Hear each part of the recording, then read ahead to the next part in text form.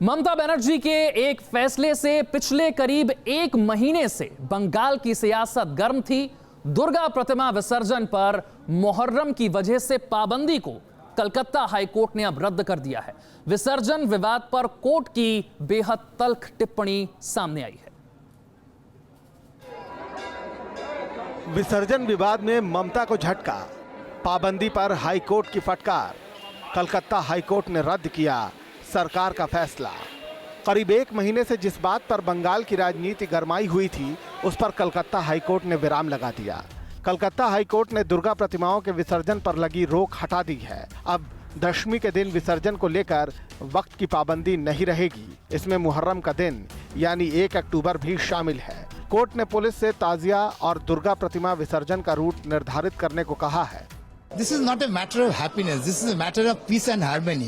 Because this is a Hindu majority state. We cannot get an attack to a Hindu majority and giving priority to the Muslim minority. That is my case. We argued before the court that give us permission so that we can immerse our Durga on the date of Muharram also. The court admitted this portion of our prayer.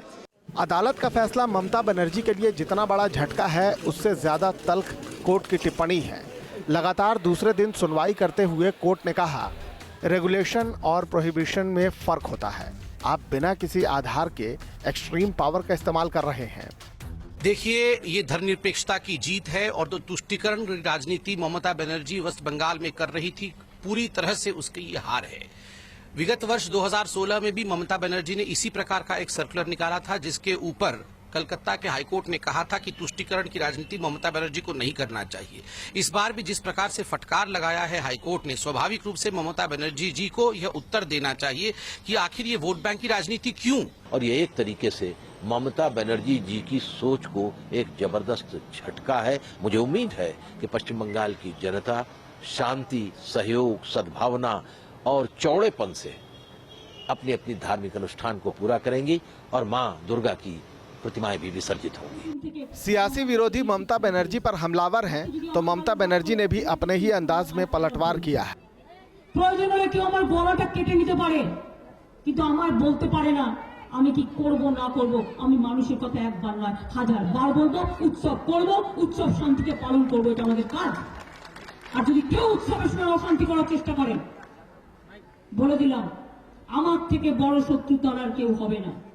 अब बड़ा सवाल ये उठ रहा है कि आखिर ममता बनर्जी को इस तरह के फैसले की जरूरत क्या थी? क्या उन्हें अपनी पुलिस पर भरोसा नहीं है, या फिर ममता बनर्जी तुष्टीकरण की राजनीति कर रही हैं? हालांकि अदालत ने पर्व त्योहारों के नाम पर इस तरह की सियासत पर एक बड़ी चोट कर दी है। कोलकाता से देवजानी चौबे के साथ टीम न्यूज नेशन। अब सोचने वाली बात यह है कि आखिर क्यों पश्चिम बंगाल में ऐसे ही मुद्दे गढ़े जा रहे हैं जो विवाद को बढ़ावा दे रहे हैं। ममता बनर्जी ये 27% का जो माइनॉरिटी मुस्लिम वोट बैंक है, इसको पकड़ के रखना चाहते हैं। इसके लिए ये तुष्टीकरण का राजनीति करते हैं। मगर एक चीज, बंगाल का मुसलमान वो ये तुष्टीकरण का जरूरत नहीं है। वो लोग एक साथ मिलजुल के ये दुर्गा पूजा में आप देखिए, सब कम्युनिटी एक साथ दुर्गा पूजा फेस्टिवल में ये पार्टिसिपेट करते हैं। तो इसका क्या जरूरत है? तो नियंत्रण की बजाय पाबंदी क्यों? क्योंकि ममता बनर्जी सरकार तानाशाही सरकार है। वो सोचते हैं कि हम जो भी कुछ करना चाहते हैं हम करेंगे। आज हाईकोर्ट ने बहुत सख्त हिदायत भी दी है और सरकार की आलोचना भी की है। देखिए, अगर ममता बनर्जी सरकार उस हाईकोर्ट की बातों को कुछ सुनती है तो देखिए। आगे बढ़ते हैं। गुरमीत राम रहीम के बाद एक और बाबा पर लगा है दुष्कर्म का संगीन आरोप। ये बाबा हैं अलवर के कौशलेंद्र प्रपन्नाचार्य उर्फ फलाहारी महाराज, जिन पर बिलासपुर की एक युवती ने बलात्कार का केस दर्ज कराया है। अब अलवर पुलिस आरोपी बाबा की गिरफ्तारी की कोशिश में जुटी हुई।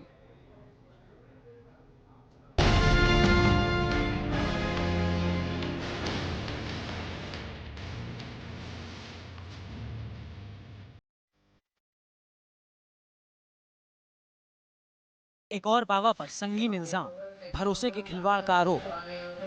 अब फलाहारी महाराज पर लटक रही है गिरफ्तारी की तलवार। एक लड़की के आरोप से राजस्थान से लेकर छत्तीसगढ़ तक हड़कंप मच गया। विवाद अलवर के कौशलेंद्र फलाहारी महाराज से जुड़ा। उन पर रेप का संगीन इल्जाम लगा।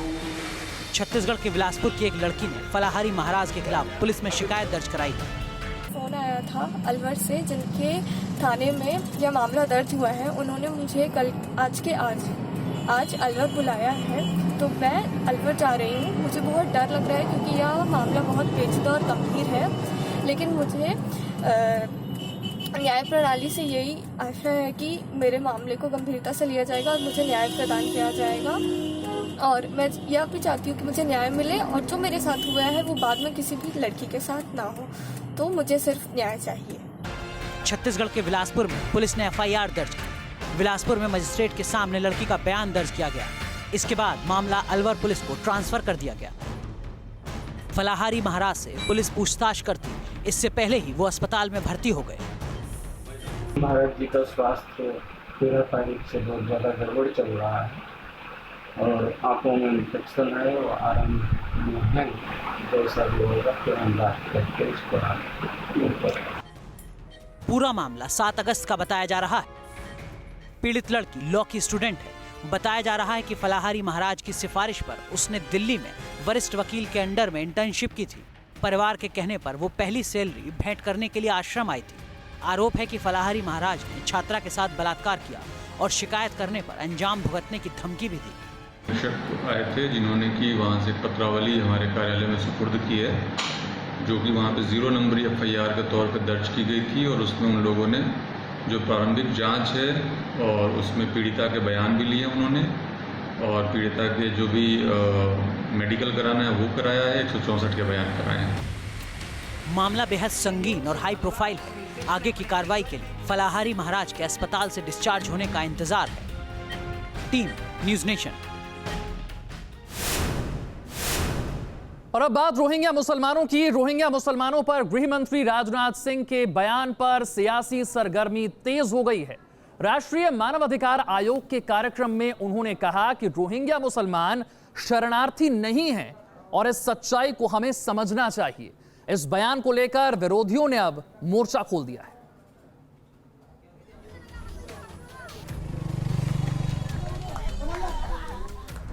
रिफ्यूजी नहीं है रोहिंग्या मुसलमान।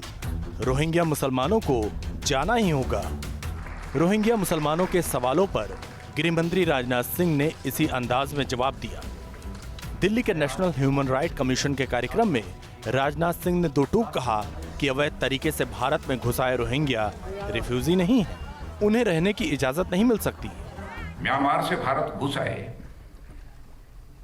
ये रोहिंग्या रिफ्यूजी नहीं है, इस सच्चाई को हमें समझना चाहिए। रिफ्यूजी स्टेटस प्राप्त करने के लिए एक प्रोसेस होता है और इनमें से किसी ने उस प्रोसीजर को अपनाया नहीं है, उस प्रोसीजर का पालन नहीं किया है। एक और रोहिंग्या मुसलमानों पर दुनिया में बढ़ती आलोचना और दूसरी ओर देश के अंदर सियासी खींचतान, जिस पर राजनाथ सिंह ने इस अंदाज में जवाब दिया। यूएन रिफ्यूजी कन्वेंशन 1951 के हम सिग्नेटरी नहीं है, भारत उसका सिग्नेटरी नहीं है, इस हकीकत को भी समझना चाहिए। लोग इंटरनेशनल लॉ के नॉन रिफॉल्वमेंट प्रिंसिपल की चर्चा करते हैं और इसकी चर्चा करके रोहिंग्या के डिपोर्टेशन की बात को गलत सिद्ध करने की अपनी तरफ से भरपूर कोशिश करते हैं। मगर उनको मैं यह भी बताना चाहूंगा कि नॉन रिफॉल्वमेंट का सिद्धांत उन लोगों पर लागू होता है जिन्होंने भारत में एसाइलम लिया हुआ। मोदी सरकार अपने फैसले पर अटल है, वहीं विपक्ष का एक खेमा सरकार को फैसले पर फिर से विचार करने की नसीहत दे रहा है कि अभी वो संकट में है, हमें उनके बांग्लादेश में पुनर्स्थापन में और उनके साथ कहीं जाती न हो, इसकी दिशा में भारत को कदम उठाने चाहिए। ये राजनाथ सिंह साहब ने जो बात कही है बड़ी डिसइंजीनियस बात है, इसलिए कि वो फॉरेनर्स एक्ट को इस्तेमाल करना चाहते हैं, जबकि सारी दुनिया जानती है कि जो रोहिंग्याज हैं वो स्टेटलेस पीपल हैं, वो डिसएनफ्रेंचाइज्ड हैं, अब से नहीं बल्कि 1947 से डिसएनफ्रेंचाइजमेंट है। रोहिंग्या मुसलमानों की तादाद 40,000 से ज्यादा है। म्यांमार से भटके इस आबादी को पाकिस्तान के आतंकी संगठन साजिश का मोहरा बनाने की फिराक में है। इसी खतरे को भांपकर मोदी सरकार रोहिंग्या मुसलमानों की वापसी का एजेंडा साफ कर चुकी है। फिलहाल ये मामला सुप्रीम कोर्ट में है। बहरहाल सरकार ने अपना रुख साफ कर दिया है, लेकिन सुप्रीम कोर्ट में 3 अक्टूबर को इस मसले पर अभी सुनवाई होना बाकी है। वीडियो जर्नलिस्ट नवीन चौहान के साथ Arvind Singh, news nation, Delhi. America दौरे में राहुल गांधी लगातार कॉन्फ्रेंस कर रहे हैं, सवालों के जवाब दे रहे हैं। अलग अलग अंदाज से उनका निशाना सिर्फ एक है और वो है मोदी सरकार। इस बार उन्होंने मोदी राज में रोजगार का मुद्दा उठाया है और कहा है कि सरकार के पास विजन नहीं है। और इसके जवाब में बीजेपी कह रही है कि राहुल बिना अपना होमवर्क किए अमेरिका चले गए। 7 समंदर पार राहुल का वार, कभी मोदी सरकार पर उठाए सवाल। What has happened to the tolerance that used to prevail in India? तो कभी राहुल ने कसा तंज। Currently, the entire focus is on 50 or 60 really large companies.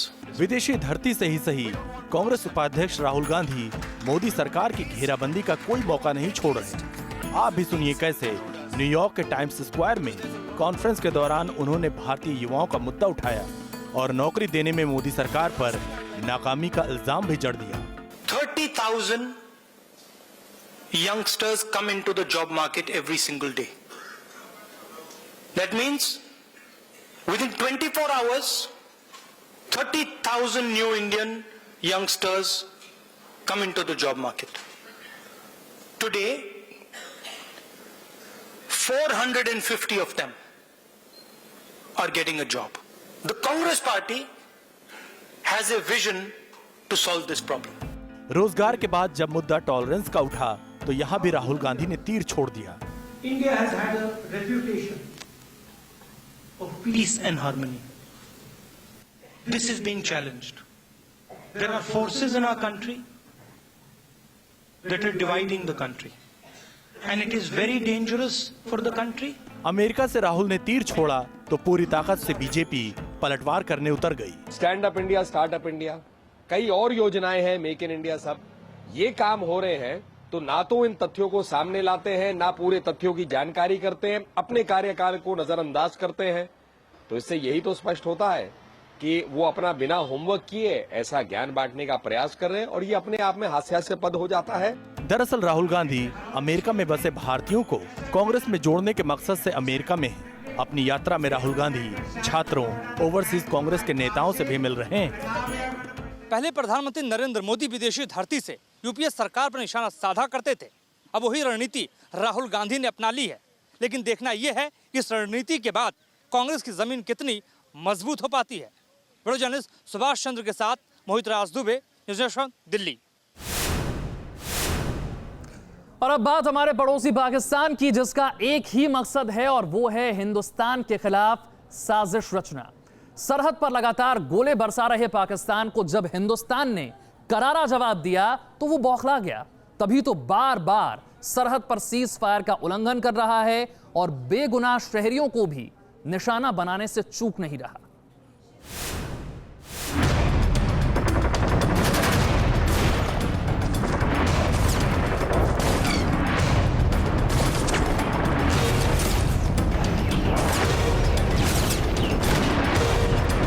Mortar shell, गोलियों के निशान, स्थानीय लोगों के घरों को निशाना। हिंदुस्तान की तरफ पाकिस्तान ने तोपों का मुंह खोल रखा है। यह सबूत है पाकिस्तान की कायराना हरकत का। ये निशान पोल खोल रहे हैं पाकिस्तान की उस करतूत का जो पिछले कई दिनों से सरहद पर नजर आ रही है। पाकिस्तान सीमा से सटे रिहायशी इलाकों को निशाना बना रहा है। सरहद के पास रहने वाले गाँवों में वो गोलीबारी कर रहा है। पाकिस्तान ने एक बार फिर LOC पर सीज फायर का उल्लंघन किया है।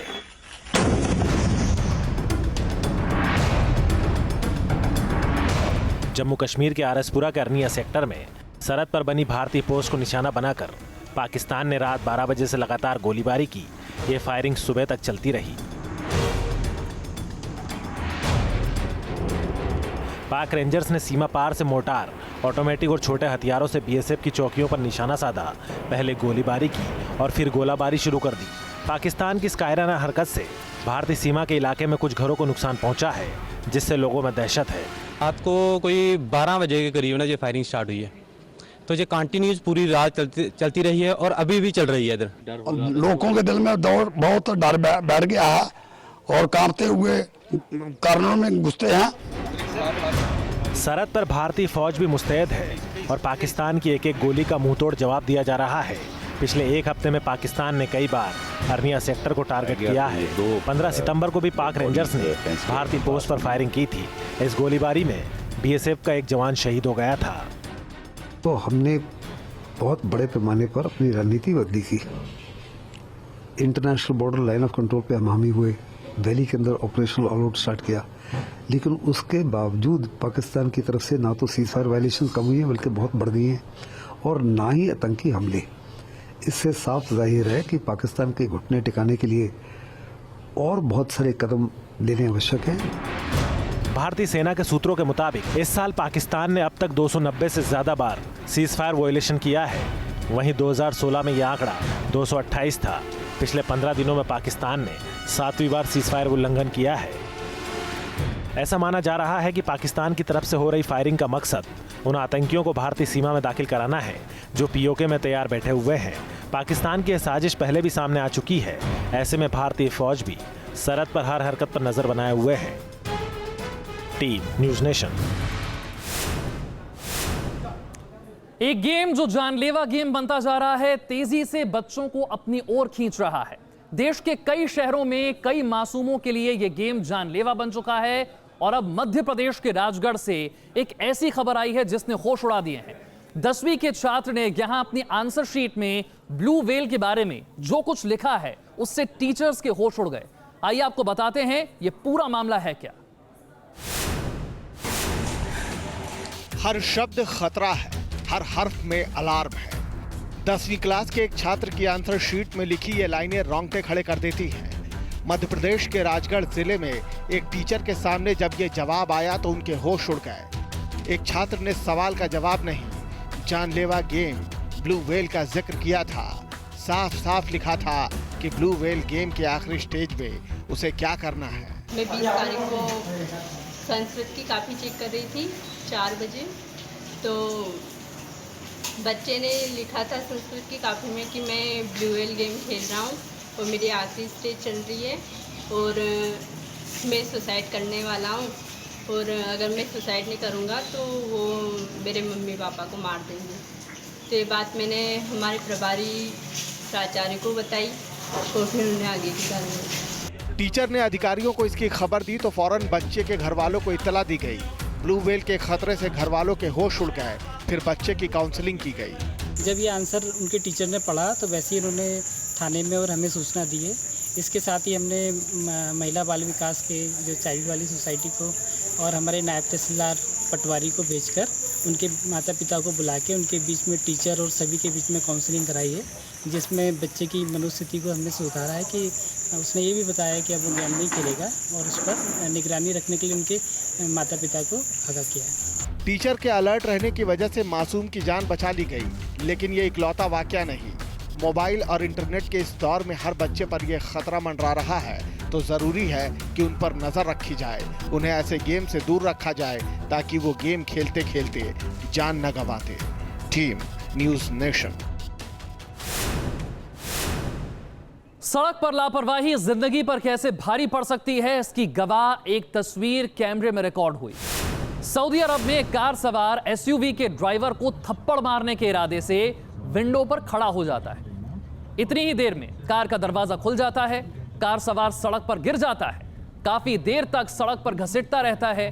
गनीमत रही कि वो किसी गाड़ी की चपेट में नहीं आया, वरना हाईवे पर कुछ भी हो सकता था।